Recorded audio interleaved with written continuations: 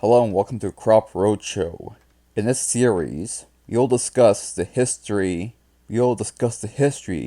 of 3 or more crop cultivars, starting with the history of the crop itself. Then I'll rank them for agronomic traits, which will be out of 3, disease resistance traits, which will be ranked out of 2, 1 for each major disease, and 2 points for historical breeding use and future breeding use. Let's begin. Now we'll cover the Alexander apple. It likely was bred in Ukraine sometime in the 1700s, where it was thought to be called the Aporta apple. It was renamed Alexander after the Russian Emperor Alexander I by the British nurseryman Mr. James Lee Jr., who introduced the apple to the English market in 1805. It became a popular apple due to its large size, and through this process gained 83 synonyms. While it's mostly a cooking apple, its direct lineal descendant, Wolf River, is even bigger, and is resistant to both fire blight and scab, and on occasion reproduced true to type from seed. Both apples were traditionally used for cooking. Now on to the disease considerations. Scoring for disease resistance, unlike its progeny, Wolf River, Alexander is only resistant to scab, not fire blight. As such, in terms of disease resistance, it pales in comparison to its progeny. In terms of historical breeding traits, the only ever known seedling of Alexander is the cultivar Wolf River, but what a cultivar it is. So I give it a solid 1 out of 2. In terms of agronomic considerations, like its progeny Wolf River, it can occasionally grow true from seed, and produces lots of fruit very early on.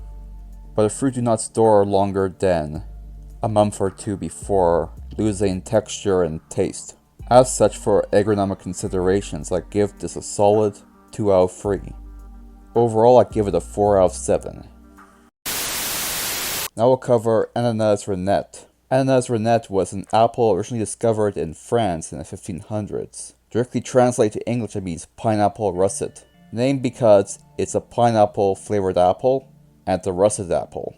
Its signature pineapple flavor increases in intensity over time and is high in vitamin C. It is one of the few possible, still living today, apple varieties that have a pineapple flavor.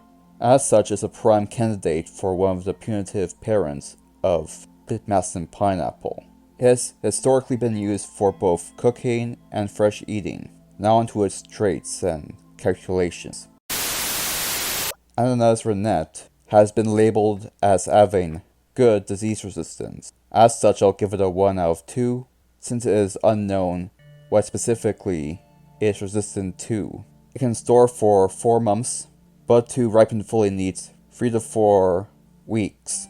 It is slow to bear fruit the first time around, but once it gets going, it blooms and fruits annually quite frequently. And I like the way the fruit looks, so for agronomic considerations I give it a 3 out of 3, and for historical breeding, it was already used to breed different varieties by the breeder Mr. Ullhorn in Germany. So I give this apple a solid 6 out of 7. Now on to our final cultivar for the week. And this is the surprise apple. The surprise apple came from Siberia in the 1830s and was introduced to America in the 1840s via immigrants from Germany. It's speculated it's even older than that and came from Turkey.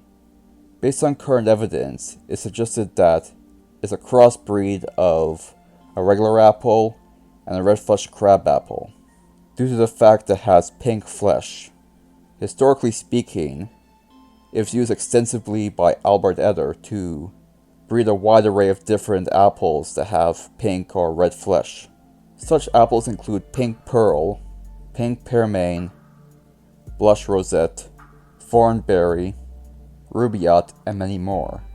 Most of these cultivars share a similar trait. They get mealy very quickly, As seen on Skill Cult, they all have a unique berry flavor, and they're also very susceptible to scab and fire blight. Pink Pearl was later used to crossbreed with the Pippins to breed the variety Pink Princess, which is far sweeter and less tannic than Pink Pearl, and more scab resistant. Hidden Rose, another popular apple with red or pinkish flesh, was an open pollinated seedling of Surprise, made by Lucky and Audrey Neville in Oregon. As you can see, it has a unique history. In terms of breedability, so many different varieties have been bred from it, so I gotta give it a 2 out of 2. Surprise, on the other hand, in terms of disease resistance, seems to pass on some of its negative qualities along with its positive qualities, and in terms of disease resistance, there's limited applicability, so I have to consider it a 0 out of 2. In terms of agronomic considerations, all red flesh apples, including Surprise, have unique colorations, both in the fruit and the flower. They're all red all over. The flesh is red, the flowers are red, and the bark is red. Even the leaves turn red during fall. This, in combination with the major improvements in red flesh apples built upon the Surprise apple itself, I have to consider it a 3 out of 3 if you take it as a whole picture. But if you take it at a cultivar by cultivar basis, I have to give it a 1 out of 3. So it'll either be a 5 out of 7 or a 3 out of 7 depending on how you mark it.